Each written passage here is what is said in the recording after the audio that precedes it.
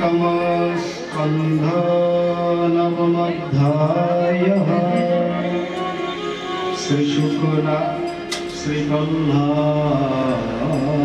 श्रीप्रह्लादोवाच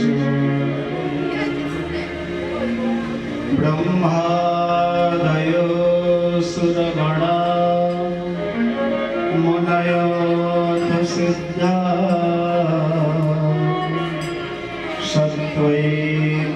सत्त्वैकतानमतयो वचसां प्रवाहे नाराधितुं पुरगुणैरधुनापि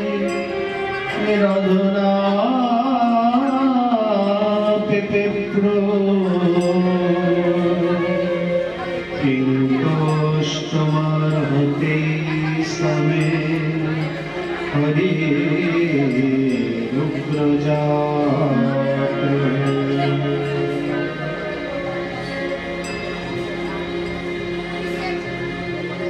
परमहंस परिव्राजक कुटुम्बी श्री श्रील सुखदेव गोस्वामी चरण गंगा तटे प्राय प्रविष्ट राजर्षि महर्षि देवर्षि तथा ब्रह्मर्षिगण परिवेष्टित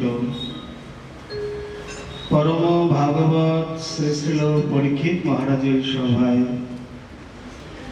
जे रूपेते सर्व वेदांत सार श्रीमद् भागवत कथा कीर्तन करेছিলেন प्रसंगत आज आमरा सेई कथा श्रवण एवं कीर्तने ब्रती हয়েছি परम करुणा वरुणालय श्री श्रीमद् महाप्रभु तथा राधारानी रहित की करुणाय सेई कथा सत्रे आज पंचम दिवस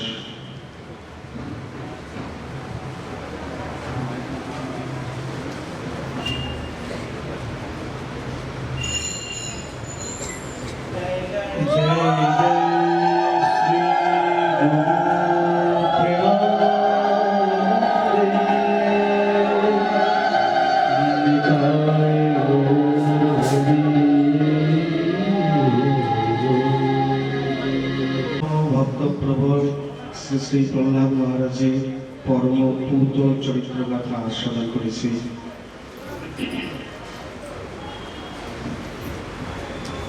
যখন দেব অন্যান্য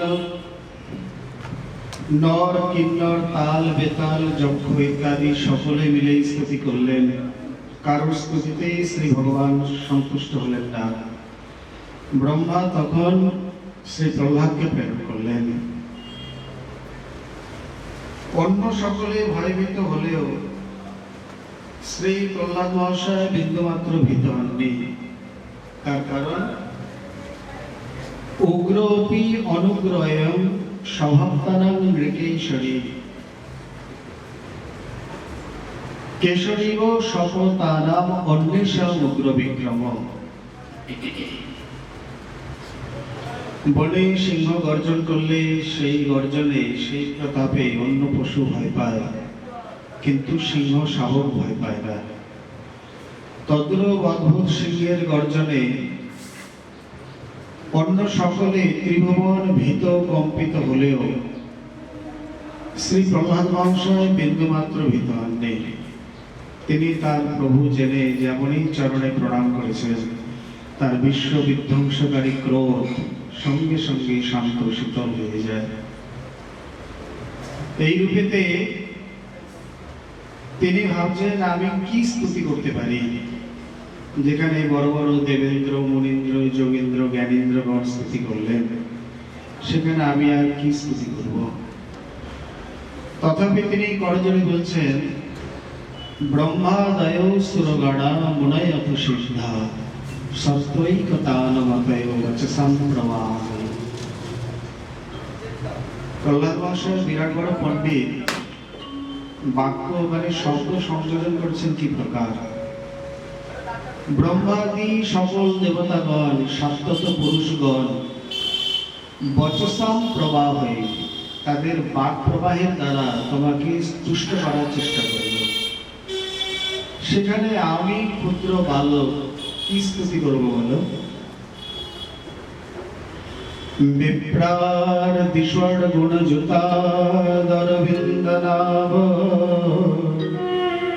পাদারবিন্দ বিমুখাচ্ছপচং বরিষ্ঠম মন্যে তদর্পিতমন বচনে হিতার্থ প্রাণং পুনাতি সকুলম নত ভূরিমানঃ।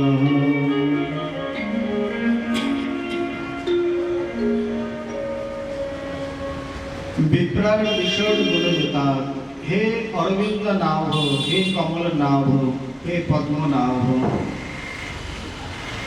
যারা আপনাতে ভক্তিমান, অর্থাৎ শপথ চণ্ডাল যদি আপনাতে ভক্তিমান হয়, তথাপি সে নিজে এবং নিজের কুলকে উদ্ধার করতে পারে।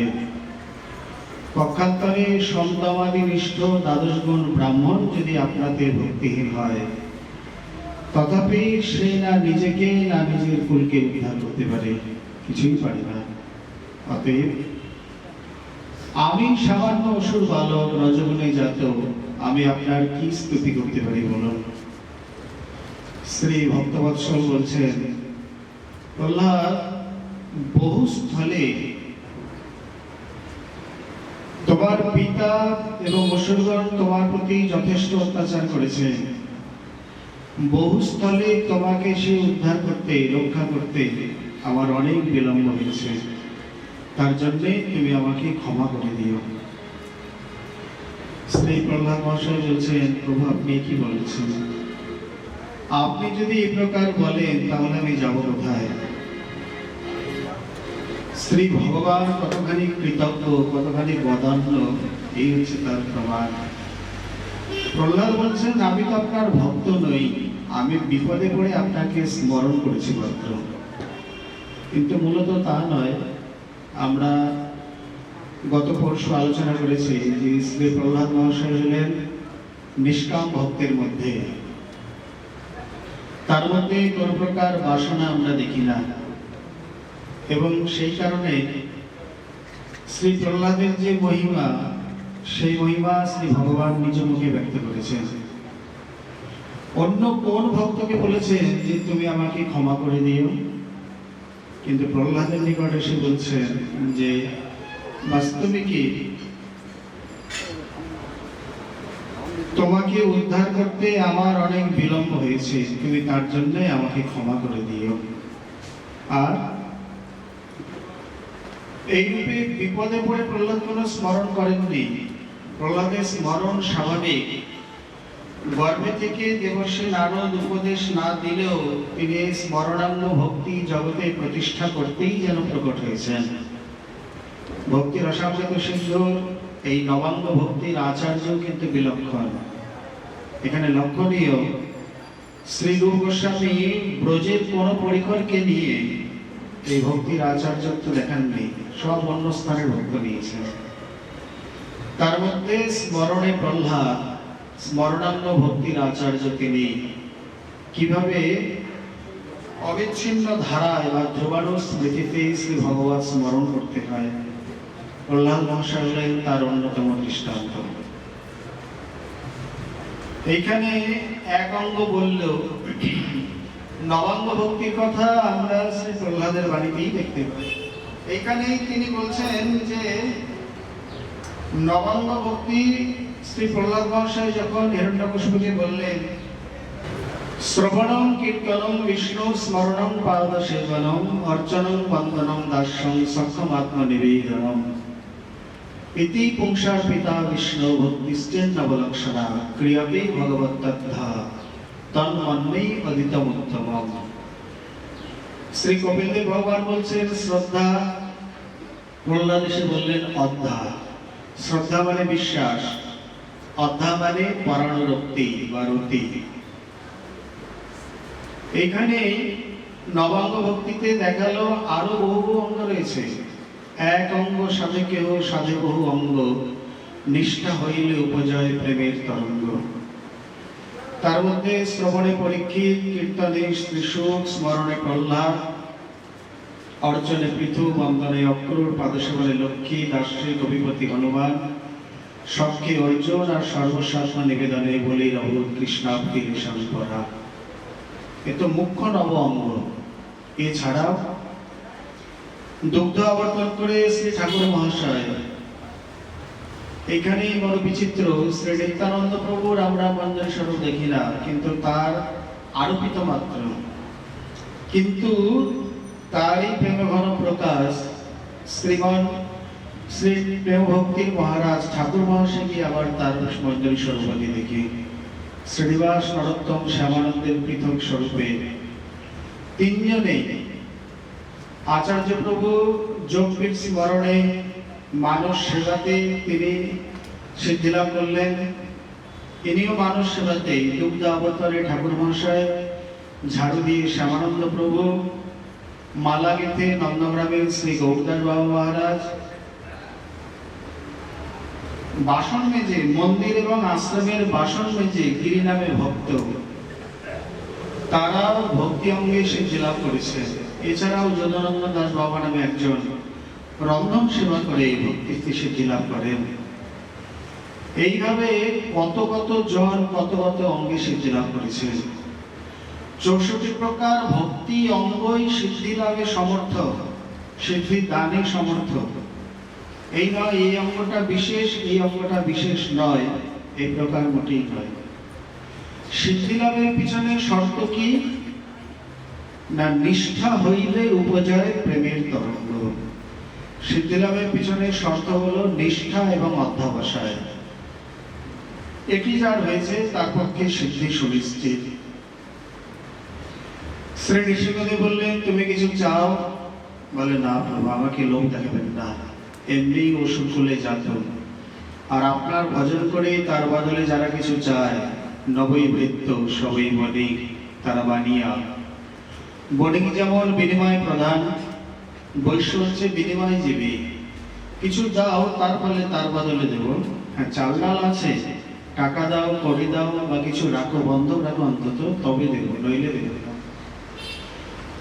আমি কি সেই প্রকার, বা আপনার ভক্ত কি সেই প্রকার যে ভক্তি করে তার বদলে কিছু চেয়ে দেবে? এমনিতেই রজগুণে, মানে লোভী, তারপর যদি লোভ দেখান। বলছেন মুক্তি নাও, বলে না, তাও আমি চাই না। মুক্তির জন্য তো আমার শ্রী গুরুদেব আছেন। তা প্রহ্লাদ কি কিছু নেননি বা কিছু চাননি? বলে, হ্যাঁ চেয়েছি। ভাগবত থেকে আরো বেশি উদ্ধৃতি রয়েছে নৃসিংহ পুরাণে, আরো স্পষ্টীকরণ হয়েছে চৈতন্য চরিতামৃতে। এই শ্রী প্রহ্লাদ মহাশয় যখন মহাপ্রভুর সঙ্গে বাসুদেব দত্ত রূপে আসলেন, মুকুন্দ দত্ত এবং বাসুদেব দত্ত দুই ভাই, চট্টগ্রামের ভূষণ, পুণ্ডরিক ধামের পাশেই তাদের শ্রীপাঠ হয়েছে। মুকুন্দ এসছেন, বাসুদেব আসেননি। মহাপ্রভু বলছেন, মুকুন্দ, আমার বাসু কোথায়? বলে, বাসু তো দন্তের তৃণ নিয়ে বাইরে সাষ্টাঙ্গ হয়ে পড়িয়াছে। মহাপ্রভু দৌড়ে আসলেন, প্রভু ওঠো বাসুদেব, দৈন সম্বর তোমার দৈনে ফাটে মোর বুক, কি চাও বলো? বলে, না প্রভু, আমি কিছু চাই না। কিছু তো নাও। এই সকল চাওয়ার মূল বক্তব্য তিনি বলে দিয়েছেন সার কথায়। জীবের দুঃখ দেখি মোর হৃদয় ভিতরে, সব জীবের পাপ প্রভু দাও মোর শিরে। এত পাপ নিয়ে কি করবে? বলছে, এত পাপ নিয়ে সকলে তোমার চরণে যাবে আর আমি অনন্তকাল দুঃখ ভোগ করবো? বলে, না, তা ঠিক নয়। জীবের পাপ লইয়া মই করো নরক ভোগ, সকল জীবের প্রভু তুমি খণ্ডা ভবর।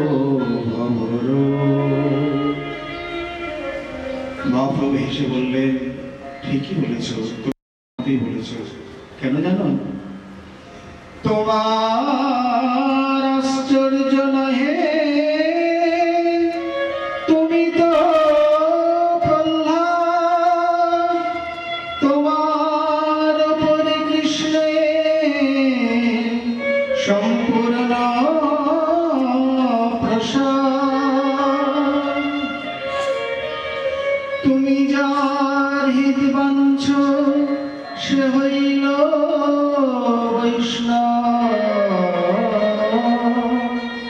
বৈষ্ণবের পাপ কৃষ্ণ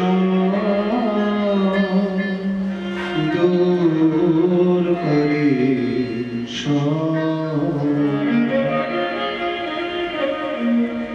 তুমি প্রহ্লাদ বলে তোমার মতো উদার চেতা এই প্রকার হতে পারে। শ্রী নৃসিংহ পুরাণে নৃসিংহদেব বলছেন, তুমি হচ্ছ জীবের নিরুপাধিক বান্ধব, অহেতুক বান্ধব। এই জগতের বন্ধুর মধ্যেও কিছু স্বার্থ, হেতু, উদ্দেশ্য দেখা যায়, কিন্তু তোমার কোনো উদ্দেশ্য নেই। শ্রীজি প্রভু টিকায় লিখেছেন যে প্রহ্লাদের এই কামনার ফলে সকল অসুরগুলি ভক্তি লাভ করেছিলেন। ওই যে তিনি বললেন, আমি অন্য কিছু চাই না, সকলে যেন ভক্তি লাভ করে। কিন্তু কবিরাজ গোস্বামীর বাণীর সঙ্গে শ্রীজি প্রভুর বাণীর যেন একটু অসামঞ্জস্য। শ্রীজি প্রভু বলে দিলেন,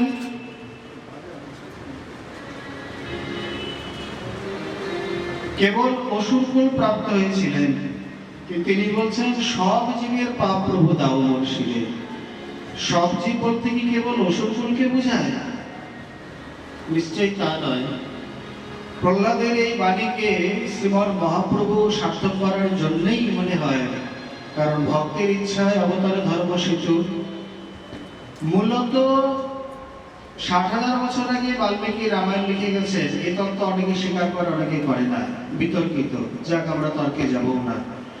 কিন্তু এ কথা অবশ্যই স্বীকার্য যে ভক্ত যা বলে সেই অনুযায়ী ভগবান লীলা করে, এ বিষয়ে খুব একটা সন্দেহ নেই। অনেক অনেক ইঙ্গিত, অনেক সূত্র পাওয়া যায়, যেমন এই প্রহ্লাদের আচরণে। প্রহ্লাদ বলছেন, সব জীবের পাপ প্রভু দাও মোর শিরে, জীবের পাপ লইয়া মই করুণ ভোগ, সকল জীবের প্রভু তুমি খণ্ডাহ ভবর। ভক্তের বাণী তো মিথ্যা হওয়ার নয়। ভগবান বলছেন, নামে ভক্ত প্রণশ্যতে, আমার বাণী মিথ্যা হয়ে যাক, তোমার বাণী যেন মিথ্যা না হয়। তাহলে প্রহ্লাদের বাণী তো মিথ্যা। সব জীব কি করে ভক্তি লাভ করেছে, কোথায়, কবে পেয়েছে? খুব সম্ভব শ্রী নৃসিংহদেব সেই অবতারে পূর্ণ করতে পারেননি বা করেননি। প্রহ্লাদের এই বাণী পরিপূর্ণতা, সার্থকতা লাভ করেছে শ্রী গৌর অবতারে। মহাপ্রভু কাকে না প্রেম দিয়েছে? যে কোনো একটা প্রজাতিতে যে কোনো তর্ক তুলুন, যে কোনো প্রশ্ন করুন, যে এই জাতির মধ্যে মহাপ্রভু প্রেম দেয়নি, কেউ নেই। স্থাবর জঙ্গম বৃক্ষলতা বিটবে বিতান দেব দানব নর গন্ধর্ব প্রত্যেককে দিয়েছে। সম্পূর্ণ চরিত্রে যদি আমরা বিচার বিশ্লেষণ করি, আরে প্রস্তর পর্যন্ত প্রেম পাচ্ছে, ক্লিনিক পর্যন্ত পেয়ে গেছে। আর সেখানে যারা প্রাণী তারা পাবে না? হরিদাস ঠাকুরের ভাষায় বা তার বক্তব্যে গতকাল আমরা যা বলেছি, সম্পূর্ণ ব্রহ্মাণ্ডটাই তো তিনি উদ্ধার করে চলে গেলেন। আমরা তো অন্য ব্রহ্মাণ্ডের জীব, কর্মে উদ্বুদ্ধ হয়ে আবার এখানে এসেছি। এটাই তো আমাদের দুর্ভাগ্য যে তখন আসতে পারিনি বা সেই সৌভাগ্য হয়নি। প্রহ্লাদের বাণীর সার্থকতা মহাপ্রভু এই গৌর অবতারে দেখিয়ে গেছেন, সকলকে উদ্ধার করে। বৈষ্ণবের পাপ কৃষ্ণ দূর করে, ব্রহ্মাদি দেবতার কর্ম ভোগ হয়, কৃষ্ণ ভক্ত কদাপি কর্মেতে না পড়ায়। কৃষ্ণ ভক্ত এইরকমই। তবে এখানে এই জায়গাটা একটু বিশেষত্ব আছে, সকলের পাপ তাপ কৃষ্ণ হরণ করে না বা হয় না। শ্রীজি প্রভু এখানে যে ভাব দেখিয়েছেন, গত মুকুন্দম পরিণীত কর্তম, এই শ্লোকের টিকায় তিনি বলছেন, যারা একান্ত নৈষ্ঠিক তাদেরই সমস্ত কিছু তিনি হরণ করে থাকেন। আর অজ্ঞানে বা হয় যদি পাপ উপস্থিত, কৃষ্ণ তারই শুদ্ধ করে, না করাই প্রায়শ্চিত্ত।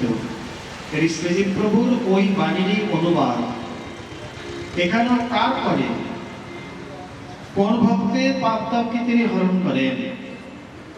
কাম কাজে কৃষ্ণ ভাটে শাস্ত্র আজ্ঞা মানি, দেব ঋষি পিত্রাদি কভু নহে মিনি। এ বিষয়ে আমরা শেষের দিন আরো বিশদ আলোচনায় যাব।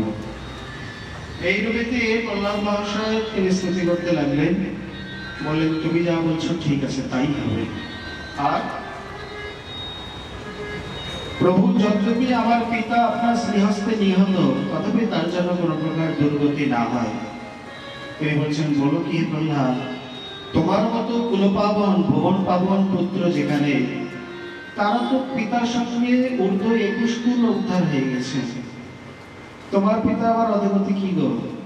কারণ কুলং পবিত্র জননী কৃতার্থা, বসুন্ধরা সা বসতিশ্চ ধন্যা, তন্তি স্বর্গে পিতরো পিতেশা, যেষাং কুলে বৈষ্ণব নামধেয়ঃ। কুল পবিত্র হয়ে যায়, জননী কৃতার্থতা লাভ করে, জননীর প্রসব বেদনা সার্থক হয়, গ্রাম নগর বসতি বসুন্ধরা ধন্যাতি ধন্য হয়ে থাকে। কুলে যদি একজন ভক্ত বৈষ্ণব পুত্র জাত হয়, বলে কেন এত মহিমা, কেন মহিমা হবে না? তাবৎ ভ্রমন্তি পিতর লুপ্তপিণ্ড তপক্রিয়, যাবৎ বংশে সুত কৃষ্ণ ভক্তিযুক্ত না যায়, ততদিন পর্যন্ত পিতৃপুরুষগণ এই প্রকার দুর্গতিতে ভ্রমণ করতে থাকে। কতদিন? যতদিন সেই কুলে একজন কৃষ্ণ ভক্তিমান সন্তান জাত না হয়। এখানে পুত্র বলেছেন, কিন্তু কুলক্ষণে কন্যাকেও জানতে হবে। বলে কেন? পুত্রের কৃষ্ণ ভক্তি উদ্ধার করবে, কন্যার কৃষ্ণ ভক্তি কি ব্যর্থ যাবে? ভক্তি কোনোদিন ব্যর্থ যায় না। বলে কন্যার কোন কুল উদ্ধার হবে? বলে কন্যার যে কুলে, সেই কুলই কন্যা উদ্ধার করবে। কারণ শীতল বায়ু যে স্থান থেকে প্রবাহিত হবে, সেই স্থানকেই শীতল করতে করতে যাবে। তেমনি ভক্তিরূপী গঙ্গা যে স্থান থেকে প্রবাহিত হতে যাবে, সেই স্থানকে পবিত্র করতে করতে যাবে। এ বিষয়ে কোনো সন্দেহ নেই। কে পুরুষ, কে স্ত্রী, কে চন্ডাল, কে বা দেব দানব, এই প্রকার দেহের কোনো বিচার নেই। ভক্তি কোন আধারে, আধারের বিচার নেই, ভক্তির বিচার। যে কোনো আধার হোক, ভক্তি আছে কিনা সেটাই বক্তব্য। গতকাল আমরা কবিদের সংবাদে বলেছি, ভক্তি সার্বজনীন, সার্বকালীন এবং সার্বভৌম শাসন। যে কোনো আধারে যে কোনো ভক্তি লাভ করলেই তিনি ধন্যাতি ধন্য হতে পারেন। শ্রীকৃষ্ণ ভজনে সবে অধিকারী, কুলের গর্ব নাই, কহে প্রেমানন্দ যে করে গর্ব, নিতান্ত মূরখ ভাই।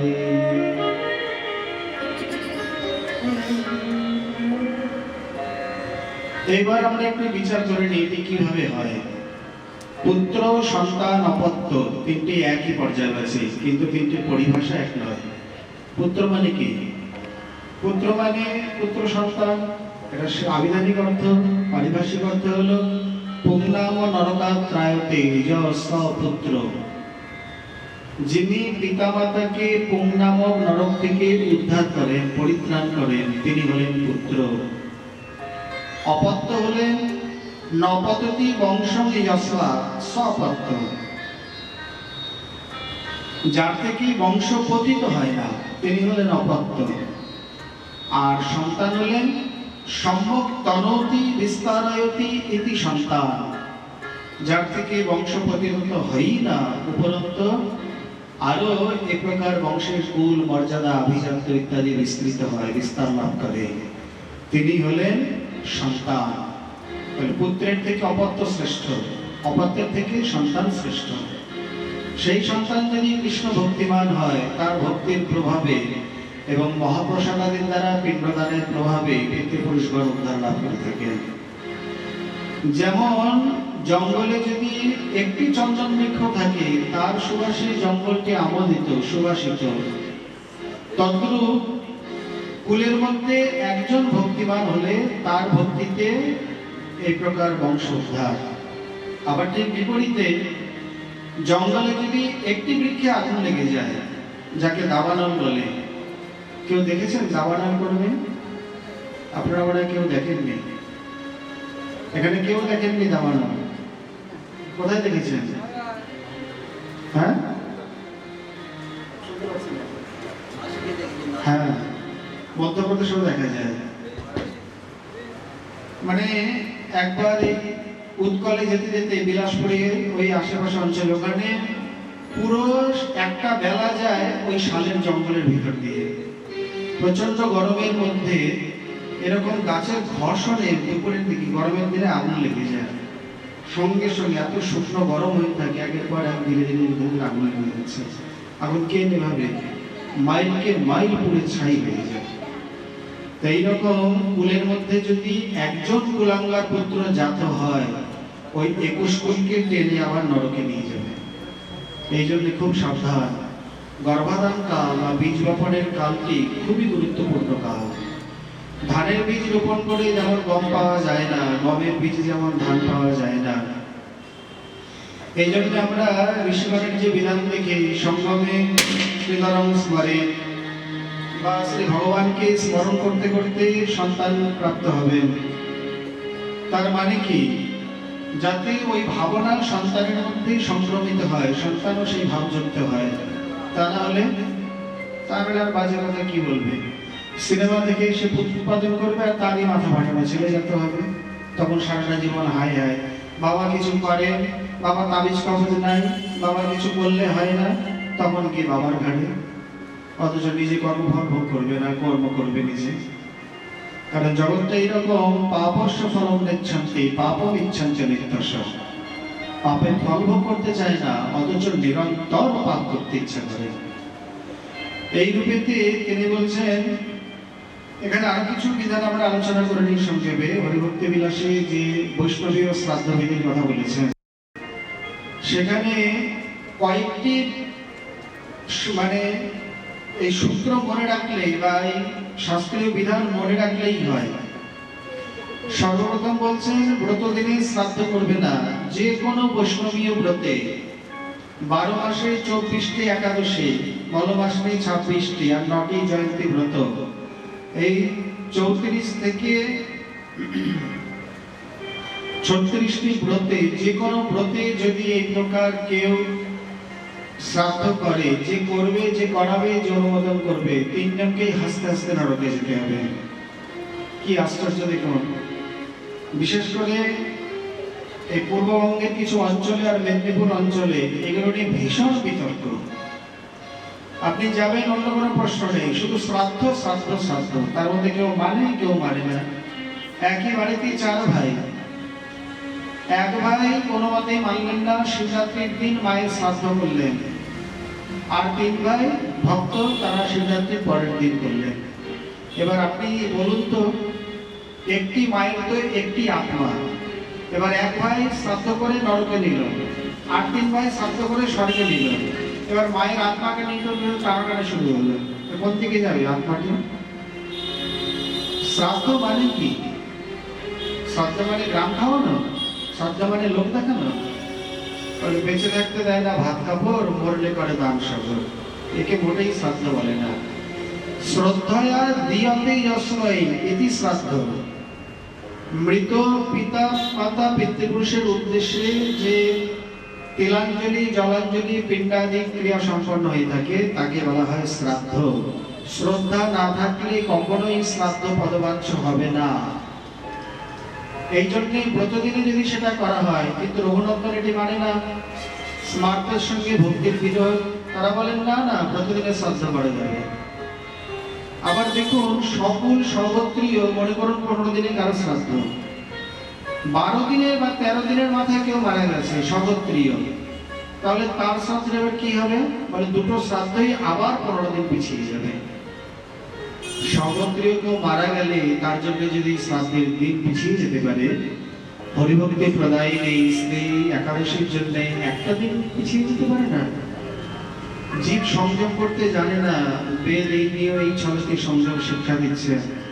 15 দিনের জায়গায় যদি 16 দিন করে, একদিন ফলাহার করে, তাতে কোনো আপত্তি নেই তো। এই জন্য স্মার্ত বিধান যাই বলুক, বৈষ্ণবীয় বিধানে ব্রত দিনে কখনোই শ্রাদ্ধ করা যাবে না। দেবর্ষি আগে গিয়ে বলবেন নদত্তাদ আমিষং শ্রাদ্ধে, শ্রাদ্ধে কোনোদিন আমিষ দেবেন না। বলে আমার বাবা খুব ভালোবাসত, বলে বাবা ভালোবাসত, বাবার সেই শরীর নেই, যে শরীরে বাবা খেত সেই শরীরটা নেই, এখন তার বায়বীয় শরীর। প্রেত মানে কি? প্রেত মানে বাবা গলা টিপে আসে, এর নাম প্রেত, রক্ত খায়, ঘাড় মটকে নিয়ে যায়। বলে না, এসব কিছুই না। শব্দের অর্থেতে ভয় কেটে যায়। প্র উপসর্গ যোগে ইন ধাতু গতি অর্থে ভাববাচ্যে তপ প্রত্যয় করলে হয় ইত, ইত মানে গত। প্রযুক্ত ইত সন্ধি করে হলো প্রেত, মানে যিনি প্রকৃষ্ট রূপে এই শরীর ত্যাগ করে চলে গেছে, এই শরীরে আর কোনো মতেই আসবে না, তাকে বলা হবে প্রেত। ভূত মানে অতীত, প্রেত মানে প্রকৃষ্ট রূপে গত। আগে যে খাদ্যাদি খেত সেগুলি হচ্ছে স্থূল শরীরের আহার, এখন স্থূল শরীর নেই, স্থূল শরীর নষ্ট হয়ে গেছে। অতএব বাবা চা খেত, বাবা নস্যি নিত, বাবাই আমিষ পছন্দ করত, এগুলো এখন ভ্রান্ত মতবাদ। তাহলে এখন কি খাবে? আচার্য শঙ্কর বলে দিয়ে গেছে মৃত্যুর পরের আহার হরি কীর্তনম এবং আত্মন ঘাস। যদি ইচ্ছা হয় পিতামাতার জন্য হরিনাম করো, তার জন্য সব অনুষ্ঠান করো। এখন কেউ প্রশ্ন করতে পারেন যে এগুলি খাবে না, তাহলে আপনাদের পিণ্ড কি করে খাবে? বলে পিণ্ড খায় না। যখনই তার মধ্যে মহাপ্রসাদ দেওয়া হচ্ছে, মহাপ্রসাদ গ্রহণ করে আত্মা পরিতৃপ্তি লাভ করে। সাধারণ দ্রব্যের সঙ্গে মহাপ্রসাদের এইখানেই বিরাট পার্থক্য, এখানে তর্ক চলবে না। আচার্যের বিধান এক বাক্যে মেনে নিতে হবে। এই বিষয়ে বহু বহু প্রমাণ রয়েছে।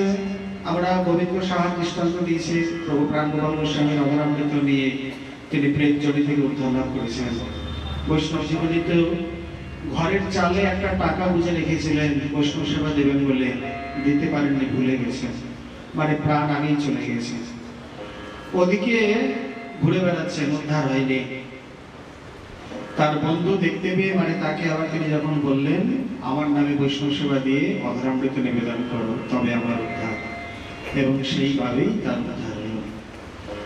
সাধারণ ডাল অন্ন দেওয়া আর মহাপ্রসাদ দেওয়া দুটি এক নয়। এই জন্যে ভগবত চরণামৃত, চরণ তুলসী, মহাপ্রসাদ আদির দ্বারা পিণ্ড তৈরি করে প্রদান করবেন। আরেকটি ব্যাপার জেনে রাখুন, যদি কেউ দেন, অনেক সময় জলেতে পূর্বপুরুষের হাত দেখা যায়, গঙ্গাদি ক্ষেত্রে হাত ভেসে ওঠে, তথাপি হাতে দিতে নেই, জলেই দিয়ে দিতে হয়। বিশ্বদেব যখন পিণ্ড প্রদান করছেন, গঙ্গার মধ্যে পূর্বপুরুষের হাত এসছে, হাতে চাইছে, এমন মনে হবে যেন আপনার কাছে চাইছে। বলে বা ভালো তো, দেখতে পাই না, হাত চাইছে, হাতে দিলেই তো হয়। ওটা বিধান নয়, ও পিণ্ড অন্য জায়গায় চলে যাবে। কখনোই হাতে দেবেন না, হাত দেখতে পেলেও জলে দিয়ে দেবেন, জলেই দেবার বিধান। মূলত আচার্যের কলমের অন্যথা করতে নেই, করলেই বিপদ। এইভাবে আমিষ দিতে নেই, ব্রতকে শ্রাদ্ধ করতে নেই, মহাপ্রসাদ আদির দ্বারা পিণ্ড তৈরি করতে হয়। আর ব্রাহ্মণ যখন বলবে স্বর্গকাল মজা যেত, গতকালকের কথায় শুনলেন যে দেবতাদেরই স্বর্গের স্থান নেই, তো আমার মা বাবা কোথায় থাকবে? এই জন্যে বৈকুণ্ঠ কাম বা গোলক কাম বলবেন। অতটা মনে না থাকলেও মনে মনে সংকল্প করে মহাপ্রসাদের দ্বারা পিণ্ড দেবেন। আর কোনো কোনো ক্ষেত্রে যদি শিষ্য কেউ হয়, তার গুরুদেবের অধরামৃত দিয়েও দিতে পারে, তাতে কোনো আপত্তি নেই, বরঞ্চ তাড়াতাড়ি উদ্ধার হবে। বা বৈষ্ণবের অধরামৃতও দেওয়া যায়, কারণ মহাপ্রসাদ বলতে প্রকৃতপক্ষে গুরু বৈষ্ণবের অধরামৃতকেই বোঝায়। অতএব তাতেও দেওয়া যেতে পারে। বলে এটা যে উচ্ছিষ্ট, বলে সেই উচ্ছিষ্ট নয়, এটি পরম অমৃত, যে অমৃতের দ্বারা সেই অতৃপ্ত আত্মা তৃপ্ত হবে, উদ্ধার লাভ করবে। এইভাবে তুমি তোমার পিতার ঊর্ধ্বলৌকিক ক্রিয়াকর্মাদি করো, ঋষিগুরুদেবের আদেশ। যদ্যপি আমার হস্তে নিহত তথাপি করো। সত্যযুগে প্রহ্লাদ, ত্রেতায় শ্রীরাম, দাপরে যুধিষ্ঠির, কলিতে শ্রী আচার্য অদ্বৈতাচার্য মহাপ্রভু সকলে শাস্ত্র কর্মাদি করেছে। বর্তমানে কেউ কেউ বলেন কি, না না, এসব জ্ঞানকাণ্ড কর্মকাণ্ড কেবল বিষয়ের ভাণ্ড, আমাদের দরকার নেই। কথাটি একদিকে ঠিক একদিকে ঠিক নয়। কোন নৈষ্ঠিক কৃষ্ণ ভক্ত তিনি তার ভক্তির প্রভাবে পার পেয়ে যাবেন, না করলেও কিছু নয়। কিন্তু তার দেখা দেখি যদি কোনো সাধারণ ব্যক্তি করে, না আছে তার ভক্তি, না তিনি বৈদিক বিধান মানলেন, তার যে প্রত্যবায় হবে সেই প্রত্যবায়ের কারণ হবেন উনি। এই জন্যে বাহ্যত কিছু কিছু লোকাচরণ করতে হয়। অন্তরে নিষ্ঠা রাখো, বাহ্যে লোক ব্যবহার, অচিরাৎ কৃষ্ণ তোমায় করিবে উদ্ধার। এইভাবে শ্রী প্রহ্লাদ মহাশয় স্তুতি করতে লাগলেন। সবশেষে তিনি আরেকটা বিষয় চেয়ে নিয়েছিলেন। সব জীবের উদ্ধারের পর নিজের জন্য একটি বিষয় চেয়েছেন, সেটি যুবতীরাম যথা নিজানাং চ যুবতো যথা মনোভিরমতি তদ্বৎ মনোনিরমকান্তৈ। শ্রী বিদ্যাভূষণ পাদের ভাষায় যথা কামরস কোষে রসিক যুবত্তাং রসিক যুববেতি। জগতের থেকে ভালো দৃষ্টান্ত নেই। শ্রী প্রহ্লাদ মহাশয় কথা বলেছেন, এই জগতে যেমন কোন যুবতী যুবকের প্রতি, যুবক যুবতীর প্রতি আকৃষ্ট আসক্ত, আমার মন রূপী ভৃঙ্গ তোমার চরণ কমলে সেইভাবে আকৃষ্ট হোক, সেইভাবে আসক্ত হোক। যেমন ভ্রমর কমলিনীর বক্ষে বসে মধুপান করে প্রমত্ত উন্মত্ত হয়ে যায়, যেমন তরুণের প্রতি আসক্তি থাকে, আমার মন বুদ্ধিও তোমার চরণে সেই প্রকার আসক্ত হয়ে থাকুক, আমি অন্য কিছু চাই না।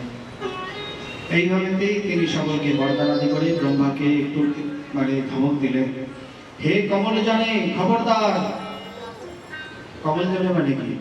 তোমাকে আমি নাভিতে ধারণ করেছি, তুমি এই প্রকার বর দাও। দেখো যে তোমার জন্য আমাকে কি অদ্ভুত রূপ ধারণ করতে হলো। না থেকে রূপ বানায়া। দেবতাদের মাথায় আসেনি, হিরণ্যকশিপু যে বর চেয়েছে, এইরকম কেউ কোনোদিন প্রাণী হয় নাকি? যতদিন প্রকট না হয়েছে কারোর বুদ্ধিতে আসেনি যে এইরকম নৃসিংহদেব হতে পারে। ব্রহ্মা ভাবলেন, বাবা প্রহ্লাদ একবার কোনো মতে শান্ত করেছে, এরপর যদি আবার কোনো তিনি উগ্র হয়ে যান, শান্ত করা কঠিন। তিনি ভয় দূরে চলে গেলেন। তিনিও পরিকর সঙ্গে তিনি জনকে গমন করলেন। বলি শ্রী ভক্তবৎসল ভগবান কি জয়, নৃসিংহদেব ভগবান কি জয়, শ্রী ভক্তরাজ প্রহ্লাদ কি জয়। একসময় ত্রিপুরা বসুকে নিধন করে শ্রীমান মহাদেব ত্রিপুরারী নাম ধারণ করলেন আর ত্রিপুরা নগর নির্মাণ করেন। সদাচার ধর্ম সম্বন্ধে দেবশ্রী যুধিষ্ঠির মহারাজ জিজ্ঞাসা হলেন। ইনি বলছেন, তোমাকে আমি কি বলবো বলো। যুধিষ্ঠির মহারাজের খুব খেদ।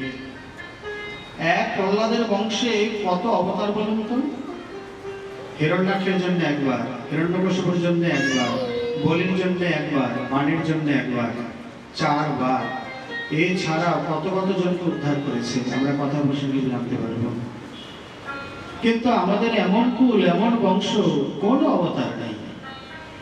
দেবর্ষি সে বলছে, কি বলো হে যুধিষ্ঠির, তোমাদের কুলে অবতারের কা কথা, স্বয়ং অবতারই।